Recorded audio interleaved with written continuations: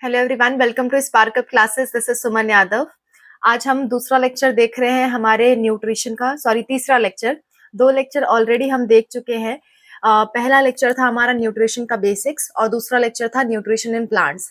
आज हम देखने वाले हैं न्यूट्रिशन इन एनिमल्स। ठीक है, न्यूट्रिशन पार्ट आज हमारा खत्म हो जाएगा। कल से हम रेस्पिरेशन वाला पार्ट देखेंगे।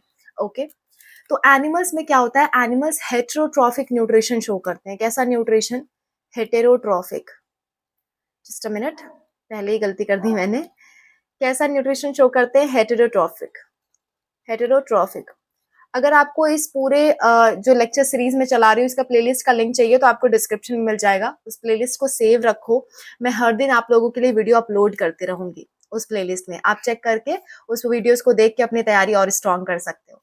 ठीक है, अभी हम बायो फिनिश कर रहे हैं, उसके बाद केमिस्ट्री, फिर फिजिक्स हम फिनिश कर लेंगे। ओके, चलो। जो आपके एनिमल्स होते हैं वो कैसा न्यूट्रिशन शो करते हैं? हेटेरोट्रॉफिक। हेटेरो मतलब दूसरों पे, अदर्स दूसरों पे, ट्रोफिक मतलब न्यूट्रिशन, यानी those organism which are dependent on others for their nutrition. Those organisms which are dependent on other organisms for their nutrition. जो दूसरों पे डिपेंड हो अपने न्यूट्रिशन के लिए, उसे हम कहते हैं हेटेरोट्रॉफिक।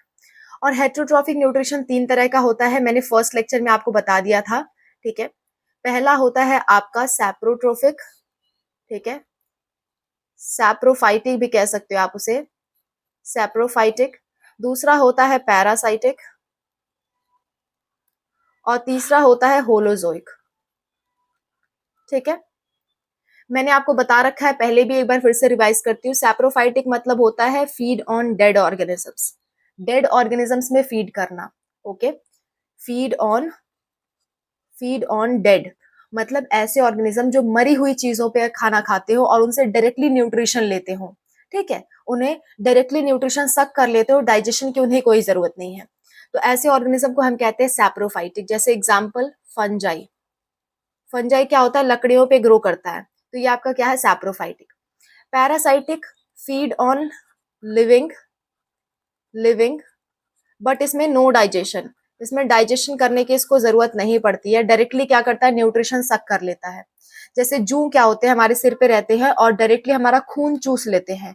खून में ऑलरेडी हमने खाना वगैरह डाइजेस्ट करके डाला था, तो उसे डाइजेशन की जरूरत नहीं होती। ठीक है, तो ऐसे ऑर्गेनिज्म होंगे। एग्जाम्पल आपके लाइस ऑन हेड। ठीक है, सिर पे जो जू होते हैं वो इसके एग्जाम्पल है। होलोजोइक न्यूट्रिशन ऐसा न्यूट्रिशन होता है जिसमें पहले हम खाना खाते हैं फिर उसे डाइजेस्ट करते हैं। ओके, और ये किसमें होता है? ये हम लिविंग ऑर्गेनिज्म को भी खा सकते हैं और डेड ऑर्गेनिज्म को भी खा सकते हैं, डिपेंड्स। जैसे चाइना के लोग लिविंग ऑर्गेनिज्म को ही खा जाते हैं। ठीक है, या फिर हम लोग हैं जो मार करके ऑर्गेनिजम्स को खाते हैं या पेड़ पौधों को खाते हैं, तो इसमें वो सारी चीजें आ जाएंगी। होलोजोइक न्यूट्रिशन को ही हमें डिटेल में पढ़ना है, बाकी दोनों हमें डिटेल में नहीं पढ़ने हैं। बाकी दोनों का बस मैंने ओवरव्यू दे दिया कि ऐसा ऐसा होता है।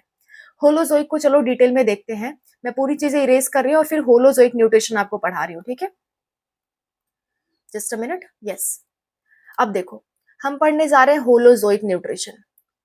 Holozoic nutrition, it is a type of nutrition in which organism firstly ingest the food, thereafter digest. पहले खाते हैं फिर उसके बाद डाइजेस्ट करते हैं। और बाकी दोनों में क्या हो रहा था? पहले ही शुरुआत से ही डाइजेस्टेड फूड हम खा रहे थे। ओके, डाइजेशन की जरूरत नहीं पड़ रही थी, पर यहाँ पे डाइजेशन होगा। न्यूट्रिशन, होलोजोइक न्यूट्रिशन आपका 5 स्टेप में पूरा होता है। वो कौन कौन सी 5 स्टेप है आपको बहुत अच्छे से याद रखनी है। आपसे पूछा जाता है ये क्वेश्चन, आपका one of the most important question. अभी तक मैंने जितना पढ़ाया उसमें से दो क्वेश्चन आपके दो तरह के क्वेश्चन पूछे जाते हैं। एक तो फोटोसिंथेसिस जो मैंने कल बताया था, और एक ये होलोजोइक न्यूट्रिशन जो मैं आज बता रही हूँ। और इसके बाद मैं ह्यूमन डाइजेस्टिव सिस्टम बताऊंगी, वो भी इंपॉर्टेंट है। तो 3 टॉपिक आपको कवर करने हैं इस पर्टिकुलर न्यूट्रिशन से। ओके, 3 छोटे छोटे टॉपिक। होलोजोइक न्यूट्रिशन 5 स्टेप में पूरा होता है। पहला होता है इंजेशन। इंजेशन मतलब खाना खाना, मुंह तक खाना ले जाना और चबा चबा के खाना। दूसरा होता है डाइजेशन। डाइजेशन में हम क्या करते हैं? खाना जो आप खाते हो उसको पेट में ले जाके, माउथ में ही, पेट में, इंटेस्टाइन में, उसको ना छोटे छोटे मॉलिक्यूल्स में तोड़ा जाता है। The process of break down of complex food into simpler food, that is your digestion. Okay, मैं ऐसे जो बोलती हूँ ना वो चीजें भी आप लिख लिया करो, आपके काम आएंगे। ओके, नेक्स्ट तीसरा है आपका, तीसरा होगा एब्जॉर्प्शन, जो भी चीज आप डाइजेस्ट कर लोगे उसका क्या होगा, एब्जॉर्प्शन, ब्लड में वो क्या कर लिया जाएगा, एब्जॉर्ब कर लिया जाएगा। फिर चौथा होगा आपका एसिमिलेशन। एसिमिलेशन, एसिमिलेशन मतलब हो जाएगा assimilation, just a minute, assimilation, okay. Assimilation मतलब होता है जो भी एब्जॉर्ब फूड है ब्लड में उसको हर एक सेल तक पहुंचाना। सभी सेल को फूड की और ऑक्सीजन की जरूरत होती है, तो हर एक सेल तक हमें क्या करना है, फूड को पहुंचाना है, तो वो प्रोसेस होती है आपकी एसिमिलेशन। पांचवी प्रोसेस होती है कि इतना जो हमने खाना खाया था उसमें कुछ ना कुछ वेस्ट बना होगा, तो उस वेस्ट को बाहर निकालना कहलाता है आपका egestion.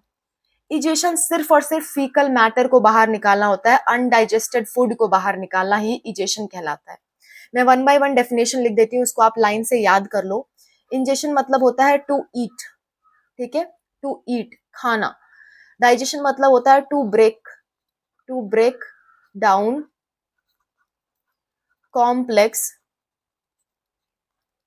Food into simple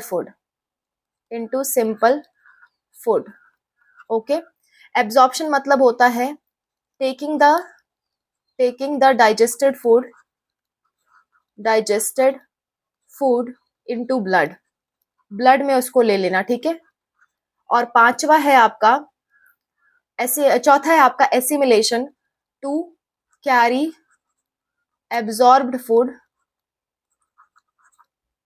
food at every cell, हर एक सेल तक उसे पहुंचाना, ठीक है। टू एवरी सेल होना चाहिए, नॉट एट, ठीक है। टू एवरी सेल, हर एक सेल तक क्या करना, जो भी आपने फूड एब्जॉर्ब किया उसको पहुंचाना, ताकि आपकी सेल्स क्या यूज कर सके, उसे यूटिलाइज करके एनर्जी निकाल सके। हर एक सेल को एनर्जी की जरूरत है। मैं एक फिंगर भी हिला रही हूँ तो मुझे फिंगर में क्या चाहिए, एनर्जी चाहिए। तो ये एनर्जी कैसे मिलती है, खाने से मिलती है, जो आप खाना खाते हो उसी से मिलती है। तो यहाँ पे एनर्जी पहुंचनी चाहिए, यहाँ पे फूड पहुंचना चाहिए ताकि वो एनर्जी निकाल सके, तो वो प्रोसेस एसिमिलेशन कहलाती है। लास्ट है आपका egestion, to remove undigested digested food waste, जिसे आप फीकल मैटर कहते हो। फीकल मैटर मतलब सुबह जो आप बाहर निकालते हो, ओके। खाना खाने के बाद कुछ चीजें आपके पेट में रह जाती हैं जो एब्जॉर्ब नहीं होती, उसे आप रिमूव करते हो अपनी बॉडी में एनस के थ्रू, वो आपका फीकल मैटर होता है, ओके। फीकल मैटर, ओके, तो that is nothing but faecal matter. तो ये 5 स्टेप होती है होलोजोइक न्यूट्रिशन की। कुत्ता, बिल्ली, गाय, भैंस, भेड़, बकरी, जिनको भी आप मुंह से ऐसे खाते हुए देखते हो ना, उन सारे में क्या मिलता है, होलोजोइक न्यूट्रिशन। जितने भी आप जिन लोगों को खाते हुए देखते हो, शेर हो, बिल्ली हो, कुत्ता हो, भैंस हो, भेड़, बकरी, सांप, कुछ भी ह्यूमन बींग्स, सभी लोग मुंह से खाना खाते हैं, ठीक है। तो ये सारे लोग किस कैटेगरी में आएंगे, होलोजोइक न्यूट्रिशन में। वो पहले खाते हैं फिर डाइजेस्ट करते हैं, ठीक है। तो वो उन सभी के अंदर क्या होगा, 5 तरह के आपको स्टेप्स देखने को मिलेंगे। अमीबा में भी ये होता है। अमीबा जरूर याद रखना, अमीबा आपसे पूछा जाता है, अमीबा में न्यूट्रिशन बताओ, तो आप ये 5 स्टेप्स लिख के आओगे। और अमीबा का डायग्राम भी बनाते हैं न्यूट्रिशन के लिए, चलो मैं बना के बता देती हूँ, मैं आपको बना के एक बार बता देती हूँ। हेडिंग आती है define holozoic nutrition in amoeba, okay. Holozoic nutrition in amoeba. अगर आप नहीं लिख पा रहे हो जो मैंने लिखा है, तो आप क्या कर सकते हो, आप थोड़ा सा बैक जा करके लिख सकते हो, ठीक है, थोड़ा सा वीडियो रिवर्स करके लिख सकते हो। Holozoic nutrition in amoeba, okay. Amoeba में होलोजोइक न्यूट्रिशन देखते हैं। देखो, ये सपोज करो अमीबा है, चाहे जैसे बना दो, वो क्या हो जाता है, अमीबा। अमीबा के आसपास कोई फूड आया तो वो क्या करता है, इस तरह से स्ट्रक्चर बनाता है, और ये जो फूड पार्टिकल है उसको अपने अंदर लेना चाहता है, ठीक है। ये क्या है आपका, सपोज करो फूड पार्टिकल है, ये क्या है, फूड, ओके। तो ये क्या ले रहा है, इंजेक्शन करने वाला है, इंजेक्शन, ओके, इंजेक्शन करने वाला है ये। इसके बाद क्या होगा, देखो, इंजेक्शन करने के बाद ये जो फूड पार्टिकल है वो इसके अंदर आ गया, ठीक है। ये तो न्यूक्लियस है, जो मैं रेड से बना रही हूँ वो न्यूक्लियस है, और ये क्या है, फूड है उसका, ठीक है। अब इस फूड का वो क्या स्टार्ट करेगा, डाइजेशन। डाइजेशन मतलब इसको छोटे छोटे पार्ट में तोड़ देगा। तोड़ने के बाद देखो क्या होता है, तोड़ने के बाद ऐसे आपको डायग्राम बना के आना है जब होलोजोइक न्यूट्रिशन इन अमीबा पूछे तो। और ये रेड वाला न्यूक्लियस है, मैं एक बार लिख दे रही हूँ, न्यूक्लियस, ठीक है। देखो क्या होगा, इसे क्या करेगा, छोटे छोटे पार्ट में तोड़ेगा, तो मैं ऐसे डॉट डॉट बना दे रही हूँ, ठीक है। अब इसे इसने क्या कर दिया है, अब ये क्या करेगा, एब्जॉर्ब करेगा इन सबको, एब्जॉर्ब, एब्जॉर्प्शन, ठीक है, एब्जॉर्ब करेगा। एब्जॉर्प्शन होने के बाद क्या होगा, ये अपने पूरे शरीर में इसको फैला देगा। एक ही सेल है तो क्या करेगा, पूरे सेल में इसे क्या कर देगा, फैला देगा। ठीक है, पूरे सेल में क्या कर देगा, फैला देगा इसको। ये क्या हो गया, एसिमिलेशन, एसिमिलेशन। और लास्ट में क्या करेगा, लास्ट में ये करेगा जो भी वेस्ट मटेरियल बचा होगा उसे बाहर निकाल देगा। ठीक है, देखो लास्ट में इसने क्या किया, जो भी वेस्ट मटेरियल बचा उसे बाहर निकाल दिया। ये क्या है, वेस्ट। ठीक है, वेस्ट मटेरियल उसने बाहर निकाल दिया, इसे कहेंगे इजेशन। ऐसे करके आप पांचों स्टेप बना दोगे होलोजोइक न्यूट्रिशन की। क्लियर। अमीबा में होलोजोइक न्यूट्रिशन पूछे तो इस तरह से आपको बना देना है, पूछा जाता है ये सवाल होलोजोइक न्यूट्रिशन से, बार बार पूछा जाता है। ठीक है, तो इतना काम आप कर लोगे, ये हो गया होलोजोइक न्यूट्रिशन इन अमीबा। अब हमें क्या देखना है, ह्यूमन बींग्स में न्यूट्रिशन देखना है। ह्यूमन बींग्स में देखने के लिए हमें डाइजेस्टिव सिस्टम हमारा देखना होगा। चलो स्टार्ट करते हैं, human digestive system. Okay, human digestive system, digestive system अच्छे से देखना इसको, इसका डायग्राम बनाने के लिए स्पेशली आता है कि ह्यूमन डाइजेस्टिव सिस्टम का डायग्राम बना के आप उसे एक्सप्लेन करो। मेरे साथ साथ बनाना बहुत आसान है। देखो इस तरह से आप क्या बना दोगे, कोई ह्यूमन बना दोगे, मेरा दानव लग रहा है पर आप समझ लेना ये ह्यूमन है। ठीक है, उसके बाद उसके नेक बनाओगे, हैंड्स बनाओगे, ठीक है, और इस तरह से कुछ आप उसको बना दोगे। क्लियर है, ये आपका क्या हो गया, ह्यूमन बींग्स हो गया, मान लेना ह्यूमन है।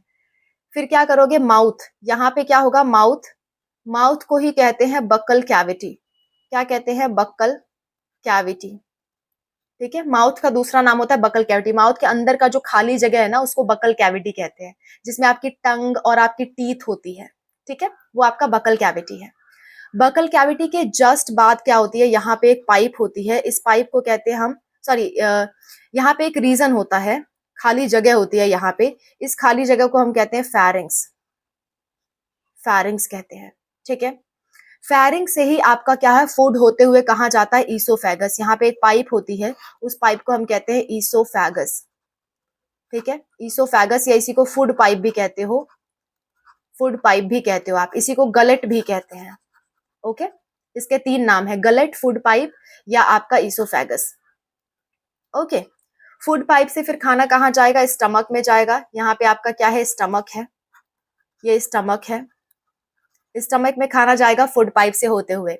फूड स्टमक के जस्ट बाद शुरू होता है स्मॉल इंटेस्टाइन, ऐसे करके स्मॉल इंटेस्टाइन होगा।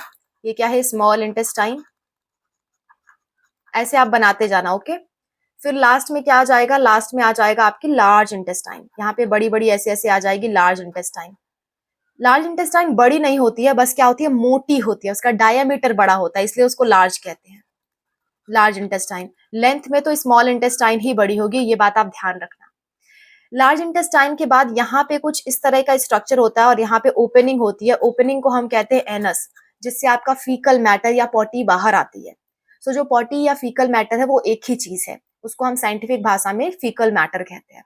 तो वो एनस से बाहर आती है और वही इजेशन कहलाती है प्रोसेस। ओके, तो ये पूरा स्ट्रक्चर है ह्यूमन डाइजेस्टिव सिस्टम का। अब हम थोड़ा समझते हैं कि डाइजेशन कैसे हो रहा है ह्यूमन बींग्स में। इंजेशन तो हम माउथ से करते हैं, डाइजेशन हम 3-4 जगह पे करते हैं। कौन कौन सी जगह है डाइजेशन की, देखना जरा। डाइजेशन माउथ में होता है, ठीक है, ईसोफेगस में नहीं होता, फैरिंग्स में नहीं होता, स्टमक में होता है, स्मॉल इंटेस्टाइन में होता है। यही 3 जगह है जहां पे डाइजेशन होगा, और किसी जगह डाइजेशन नहीं होगा। ये बातें आपको ध्यान रखनी है, ठीक है। तो चलो पहले माउथ में डाइजेशन देखेंगे, उसके बाद स्टमक में, फिर स्मॉल इंटेस्टाइन में। ये तीनों जगह हमको डाइजेशन देखना है। और 3 ऐसे ग्लैंड हैं जो डाइजेशन में हेल्प करेंगे, उन 3 ग्लैंड्स के नाम हमें देखने हैं। ओके, तो चलो डाइजेशन इन ह्यूमन बींग्स देखते हैं, ये वाला टॉपिक कवर कर लेते हैं। ये डायग्राम आप बना लेना, इसको तैयार कर लेना। और हम अब देखते हैं digestion in human beings process कहाँ कहाँ होगा, माउथ में, स्टमक में, स्मॉल इंटेस्टाइन में। और 3 ग्लैंड आपकी हेल्प करेंगी, वो हेल्पिंग ग्लैंड देख ले रहे हैं। हेल्पिंग मतलब एसेसरी ग्लैंड्स, एसेसरी ग्लैंड्स मतलब होता है हेल्पिंग, जो हेल्प करेंगी, एसेसरी ग्लैंड्स ऑफ डाइजेशन। ठीक है, इन ह्यूमन, ह्यूमन बींग्स में जो डाइजेशन है उसके लिए 3 ग्लैंड हेल्प करेंगी। पहला होता है लिवर, पहला मुझे लिखना है सलाइवरी ग्लैंड, सॉरी, पहला होता है salivary gland, salivary, just a minute, salivary gland, ठीक है, जो कि कहाँ होता है, माउथ के जस्ट बाहर, लेकिन उसका सिक्रीशन कहाँ आता है, माउथ के अंदर। सलाइवा, जो आपके मुंह के अंदर लार होती है ना, पानी भरा होता है, वही क्या होता है, सलाइवा, और यही ग्लैंड उसे रिलीज करती है। इस सलाइवा के अंदर एक एंजाइम होता है जिसे हम कहते हैं सलाइवरी एमाइलेज। क्या कहते हैं, सलाइवरी एमाइलेज, ठीक है। इसके अंदर एक एंजाइम होता है जिसे हम कहते हैं सलाइवरी एमाइलेज, सलाइवरी एमाइलेज, ठीक है। क्या होता है सलाइवरी एमाइलेज, ये सलाइवरी एमाइलेज क्या करता है, स्टार्च को सिंपल शुगर में बदल देता है, सिंपल शुगर। और ये कहाँ हो रहा है, माउथ के अंदर। माउथ में सिर्फ एक ही चीज का डाइजेशन होता है, स्टार्च, या इसी को आप कार्बोहाइड्रेट कह सकते हो।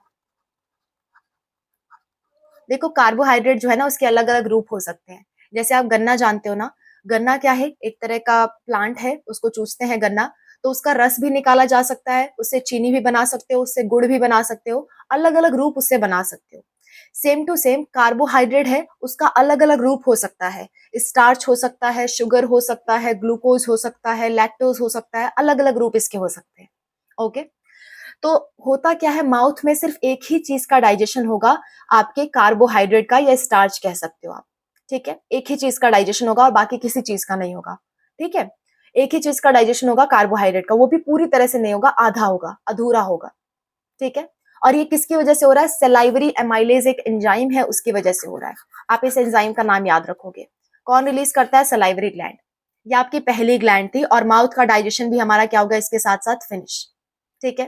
प्लीज आप इसे याद रखना, सलाइवरी एमाइलेज स्टार्च को सिंपल शुगर में बदल देता है, और कहाँ होता है, ये माउथ में। ओके, नेक्स्ट दूसरा पढ़ते हैं हम। दूसरा आपका ग्लैंड है, दूसरा ग्लैंड है, जस्ट अ मिनट, दूसरा आपका ग्लैंड है लिवर, ठीक है। लिवर रिलीज करता है बाइल जूस। क्या रिलीज करता है, बाइल जूस। बाइल जूस में कोई एंजाइम नहीं होते हैं, लेकिन बाइल जूस आपका फैट को डाइजेस्ट करने में हेल्प करता है, फैट इमल्सिफिकेशन कहते हैं इसे, इमल्सिफिकेशन। मुझे बहुत गर्मी हो रही है, यहाँ पे बहुत गर्मी है, और मैं फैन या कूलर ऑन नहीं कर सकती क्योंकि आवाज बहुत आती है, बैकग्राउंड नॉइज आ जाती है, ठीक है। और मेरे पास एसी नहीं है बेटा, तो आप लोग ऐसे ही पढ़ लो, कोई दिक्कत नहीं है। लिवर एक आपका एसेसरी ग्लैंड है जो कि क्या रिलीज कर रहा है, बाइल जूस रिलीज कर रहा है। बाइल जूस क्या करता है, फैट इमल्सिफिकेशन। इसका सीधा साधा मतलब है कि फैट को क्या करेगा, तोड़ेगा, डाइजेस्ट करेगा फैट को, ठीक है। तो आपको बाइल जूस याद रखना है, क्या करता है, फैट इमल्सिफिकेशन करता है। ओके, और ये बाइल जूस कहाँ जाके स्टोर होता है, गाल ब्लैडर। गाल ब्लैडर एक आपका छोटी सी थैली होती है, छोटी सी थैली होती है, आपके लीवर के जस्ट पास छोटी सी थैली होती है, उसमें क्या स्टोर होता है, बाइल जूस स्टोर करके रखते हैं वो, ठीक है। तो अगर आपको डाइजेशन करवाना है तो इसी गाल ब्लैडर से बाइल जूस कहाँ आएगा, आपके पूरे पूरे कैनाल में आएगा। ये जो माउथ से लेकर एनस तक हमने एक ट्यूब जैसा स्ट्रक्चर पढ़ा था ना, उस पूरी ट्यूब को हम एलिमेंट्री कैनाल कहते हैं, एलिमेंट्री कैनाल कहते हैं। कहाँ से लेकर कहाँ तक, माउथ से लेकर के एनस तक, ठीक है। यानी कि इसमें इसोफेगस, स्टमक, ये पूरी सारी चीजें आ जाएंगी उस, ठीक है। तो उसे हम क्या कहते हैं, उसे हम कहते हैं आपकी एलिमेंट्री कैनाल, राइट। अब ये एलिमेंट्री कैनाल की जो मैं बात कर रही हूँ, ये एलिमेंट्री कैनाल में ही गाल ब्लैडर क्या करता है, अपना बाइल जूस रिलीज करता है। कहाँ करेगा अभी हम देखेंगे, ओके। तो ये आपका दूसरा ग्लैंड हो गया, दूसरा एसेसरी ग्लैंड जो आपको हेल्प करेगा डाइजेशन में। तीसरे की तरफ बढ़ते हैं, मैं इसको मिटा देती हूँ। तीसरे ग्लैंड की तरफ बढ़ते हैं जो कि है आपका पैनक्रियाज, ठीक है। तीसरा ग्लैंड है पैनक्रियाज। पैनक्रियाज क्या करता है, पैनक्रियाज आपकी बहुत सारे एंजाइम रिलीज करता है, जैसे कि ट्रिप्सिन, जैसे कि लाइपेज, ठीक है। ये दोनों एंजाइम रिलीज करता है कौन, पैनक्रियाज। और पैनक्रियाज भी एक आपका एसेसरी ग्लैंड है। ट्रिप्सिन क्या डाइजेस्ट करेगा, डाइजेस्ट प्रोटीन। ट्रिप्सिन प्रोटीन को डाइजेस्ट करेगा, और जो लाइपेज है, लाइपेज किसे डाइजेस्ट करेगा, लाइपेज डाइजेस्ट करेगा फैट को, ठीक है। लाइपेज किसे डाइजेस्ट करेगा, फैट को। इतना काम हो गया, हमारे ये तीनों ग्लैंड के बारे में हमने पढ़ लिया। आपको एक और चीज पढ़ना है। अब मैं डाइजेशन एक लाइन से बता दे रही हूँ, कहाँ कहाँ कैसा कैसा डाइजेशन होगा। माउथ का आप पढ़ चुके हो, माउथ के बाद कहाँ डाइजेशन होता है, स्टमक में, पेट में होना है। और पेट के बाद कहाँ होगा, स्मॉल इंटेस्टाइन में। तीन ही जगह डाइजेशन होते हैं, ठीक है, और ये तीनों ग्लैंड मिल करके इन डाइजेशन में हेल्प करेंगे। चलो देखते हैं कैसे। इसको मैं मिटा लेती हूँ। देखो, आपके माउथ में आपको मालूम चल गया है, माउथ में कौन हेल्प करेगा? माउथ में सलाइवरी ग्लैंड हेल्प करेगा, सलाइवरी ग्लैंड।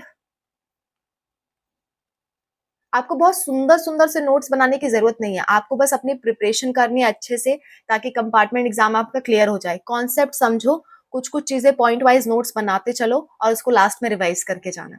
मैं आपकी पूरी सिलेबस अच्छे से कवर करा दूंगी, अगर आप इतना पढ़ के चले जाते हो तो आपको कोई रोक ही नहीं सकता, ठीक है। तो सलाइवरी ग्लैंड माउथ में हेल्प करती है, और क्या डाइजेस्ट करती है? कार्बोहाइड्रेट, कार्बोहाइड्रेट का डाइजेशन करवाती है, ठीक है। और इसमें कौन सा एंजाइम होता है? एंजाइम होता है salivary amylase, salivary amylase enzyme, ठीक है। सलाइवरी एमाइलेज एंजाइम इसमें इन्वॉल्व होता है। ये आपका हो गया पहला, माउथ में डाइजेशन। दूसरा कहाँ डाइजेशन हमें पढ़ना है? स्टमक में। स्टमक में क्या होता है? स्टमक में HCl रिलीज होता है और पेप्सिन रिलीज होता है। क्या रिलीज होता है? HCl और पेप्सिन। HCl क्या करता है आपका? इस HCl का काम मैं अभी आपको बता दूंगी, पहले पेप्सिन की बात करते हैं, क्योंकि पेप्सिन मेनली डाइजेशन में हेल्प कर रहा है।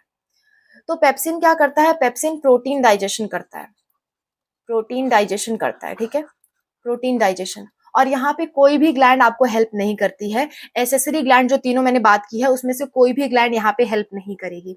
स्टमक अकेले अपना काम करता है। क्या करता है? प्रोटीन को डाइजेस्ट करने का काम करता है, ठीक है। और ये HCl क्या करता है? इसी इसी जो एंजाइम है ना, पेप्सिन क्या है? एक तरह का एंजाइम है। इसी एंजाइम को कौन एक्टिवेट करता है? HCl।